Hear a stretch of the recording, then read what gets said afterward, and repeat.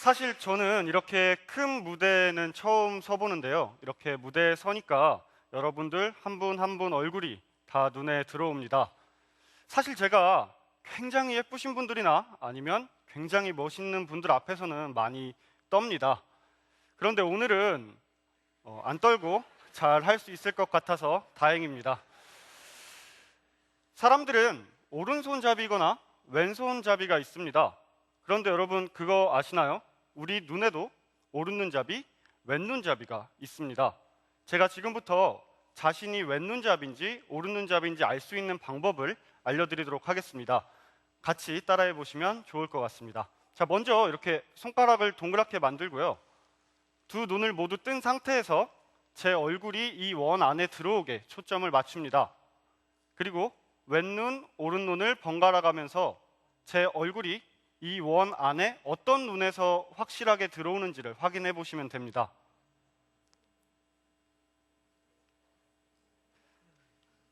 우리나라 대부분의 사람들이 오른눈잡이라고 하는데요. 오른눈으로만 세상을 바라보고 오른눈에 치우쳐서 사물을 인식한다고 합니다. 근데 우리 대학생들도 마찬가지라는 생각이 들었습니다. 취업, 스펙, 이런 것들에 치우쳐서 그쪽 눈으로만 세상을 바라본다는 생각이 들었는데요. 그래서 저는 오늘 이것에 대해서 여러분들께 이야기를 하려고 합니다. 자, 이 사진을 보시면 어떤 생각이 드십니까? 안타깝게도 이것이 바로 저와 여러분들의 모습입니다. 저도 토익 공부를 하고 있습니다. 물론 제 친구들도 토익 공부를 하겠죠. 또 친구들도 인턴에 매달리고 친구의 친구들도 인턴에 매달립니다. 선배들도 후배들도 모두 학점 관리에 몰두하고 있습니다. 이렇게 대한민국의 대학생들은 취업 그리고 스펙, 그 목표 아래에 똑같이 움직이고 있습니다. 저는 이런 우리 모습들이 백화점 안에 진열된 가전제품들 같다는 생각이 들었습니다. 우리의 사양과 스펙만을 내세워서 우리를 뽑아줄, 우리를 사줄 기업을 찾고 있는 것이죠. 그리고 우리는 도서관에 앉아서 스펙만을 키우고 있습니다. 그렇습니다. 지금 대한민국은 스펙 만들기 열풍에 빠져 있다고 할 수 있습니다. 그런데 저는 여기서 한 가지 의문점이 들었습니다. 과연 이 토익 점수라는 것이 나의 영어 실력을 오롯이 보여줄 수 있는 것인지, 또 학점이라는 것이 나의 가치를 판단해 줄 수 있는 것인지에 대한 의문이 들었습니다. 여러분들은 어떻게 생각하십니까? 학점이 정말 높으면 더 뛰어난 사람이라고 생각하십니까? 저도 그렇게 생각합니다. 또 봉사활동 기록이 많으면 인성이 좋은 사람이라고 생각하십니까? 네, 저도 물론 그렇게 생각합니다. 저희는 저의 주장을 뒷받침하기 위해서 몇 가지 설문조사를 준비해봤는데요. 취업 인사 포털 인크루트에서는 2010년 상반기 대기업 입사 지원 경험이 있는 476명을 대상으로 취업 성공 집단과 취업 실패 집단 사이의 스펙 차이를 비교해봤습니다. 그 결과 양 집단 모두 학점은 3.6점으로 동일하게 나타났습니다. 또 인턴 경험은 44.1%, 32.7%였습니다. 마지막으로 토익 점수는 779점, 757점이었습니다. 저는 이 수치들을 통해서 좋은 사람, 뛰어난 사람을 뽑는다고 하는 취업에서도 이 스펙이라는 것이 결정적인 역할은 하지 못한다고 생각했습니다. 이번에는 직장인 490명을 대상으로 한번 물어봤습니다. 실무 생활을 하면서 가장 도움이 크게 안 되는 스펙들을 물었는데요. 학력, 학점, 영어 실력 등 이렇게 다양한 스펙들이 실제로 크게 도움이 되지 않는다고 대답을 해주셨습니다. 물론 그 이유에 대해서도 같이 물어봤습니다. 그 결과 스펙이라는 것이 채용되는 데만 필요하고 실무에는 활용되지 않기 때문에, 또 스펙이 그 사람의 역량, 능력과는 무관하기 때문에 라는 대답이 전체의 70%를 넘었습니다. 이렇게 우리보다 먼저 사회에 나가고 직장 생활을 하고 있는 선배들의 대답을 통해서 이 스펙이라는 것이 그 사람의 역량을 키워주거나 그 사람의 능력을 높여주지 못한다고 생각했습니다. 그렇다면 우리의 역량과 가치를 높이기 위해서는 어떻게 해야 될까요? 저희는 오늘 특별한 스펙 만들기를 여러분들께 제안하려고 합니다. 이 특별한 스펙 만들기라는 것은 나와 내 삶을 더 가치 있고 특별하게 만드는 경험, 도전들을 쌓는 일입니다. 지금 여러분들 표정을 보니까 잘 감이 안 오시는 것 같아서 제가 직접 경험했던 내용들을 여러분들께 소개해 드리려고 합니다. 저는 작년 3월부터 6월까지 약 100일 동안 특별한 스펙 만들기 프로젝트를 진행했습니다. 보시는 것처럼 9가지의 프로젝트를 진행했습니다. 학교 안에서나 학교 밖에서, 그리고 누구나 하진 않지만 누구든지 할 수 있는 그런 프로젝트들이었습니다. 오늘은 이 9가지 프로젝트 중에서 3가지를 여러분들께 소개해 드리려고 합니다. 제가 첫 번째로 소개해 드릴 프로젝트는 한복 입고 이태원 가기입니다. 먼저 영상을 통해서 소개해 드리겠습니다.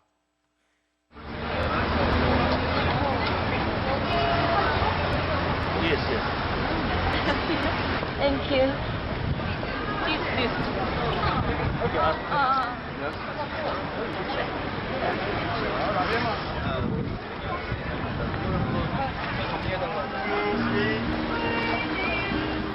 저희는 이태원 카페에 모여서 한복으로 갈아입었습니다.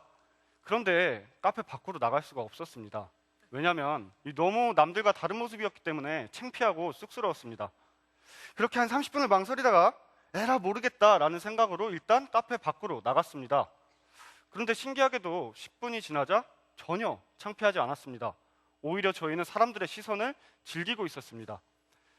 사진학과 학생은 저희에게 같이 사진을 찍자고 요구했고, 저희는 여기에 영감을 받아서 외국인들과 함께 사진을 찍으며 우리의 한복을 알리기도 했습니다. 이러한 과정들을 통해서 저는 남들의 시선을 받는 것, 그리고 남들과 다른 모습을 하는 것이 결코 부끄럽거나 창피한 일이 아니라는 것을 확인할 수 있었습니다.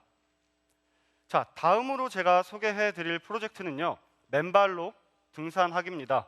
어떤 프로젝트인지 화면으로 함께 만나보시겠습니다. 왜 맨발로 올랐어요? 네? 하고 싶어서. 시원해요, 발. 훌륭하다. 맨발로 걸린다. 원래 땅이 좋은 거야, 이렇게 가져가면. 맨발로 가. 잘하셨네. 시원하고 좋네. 우리는 어려서부터 아스팔트만을 밟고 자랍니다. 이렇게 흙을 밟지 못하고 아스팔트만을 밟고 자란 세대를 아스팔트 킨트라고 부릅니다. 우리 같은 아스팔트 킨트들은 흙을 밟고 뛰노는 젊음의 그 특유의 감정을 잘 모른다고 합니다. 그래서 저희는 직접 몸으로 체험해보고 싶었습니다. 그래서 맨발로 집에서 나와서 맨발로 버스를 타고 맨발로 산에 올랐습니다. 실제로 산을 오르면서도 많은 할머니, 할아버지들께서 와, 역시 젊음이 좋구먼 이렇게 얘기하시면서 저희를 많이 귀여워해 주시고 기특해 주셨습니다. 이렇게 할아버지, 할머님들의 말씀을 들으니까 내가 진짜 젊구나, 내가 젊다는 것을 내가 잊고 있었구나, 이런 생각이 많이 들었습니다.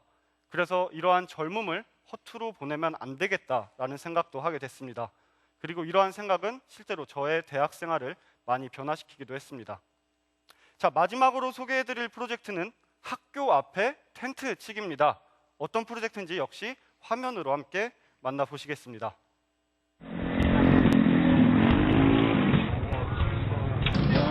완성! 완성! 기분 좋아. 우리 정말 대단하다. 와, 대박. 재밌겠다. 저희는 학교 앞에 텐트를 치고 24시간 동안 생활했습니다.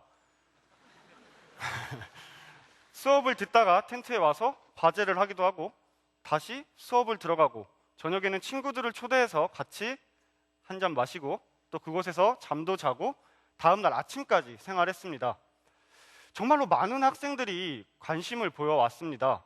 모르는 사람들조차 와서 질문을 던지고 즐거워했습니다. 저희는 이것을 통해서 정말로 많은 대학생들이 이렇게 특별한 경험을 하고 도전을 하는 것에 대해 큰 열망이 있다는 것을 확인할 수 있었습니다.